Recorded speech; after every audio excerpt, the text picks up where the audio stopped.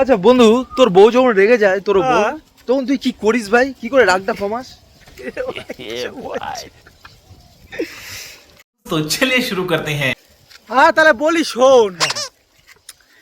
ও যখন রেগে যায় তখন আর কি করব, এই ডেবিট কার্ড ক্রেডিট কার্ড যা কার্ড আছে সব নিয়ে শপিং এ পাঠিয়ে দিই, কিংবা আমিও সাথে চলে যাই শপিং এ। তখন তোর ফাটে না ভাই?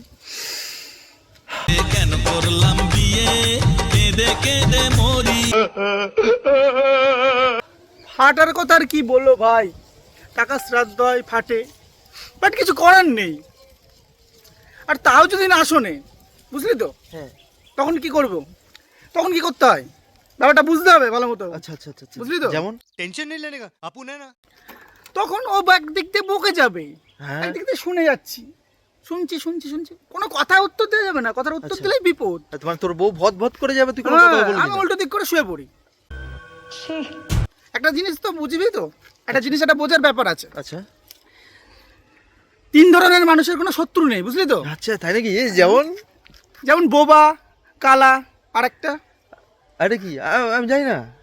এটা জানিস না? ঠিক আছে, আমার যখন মনে পড়বে আমি তখন বলে দেবো।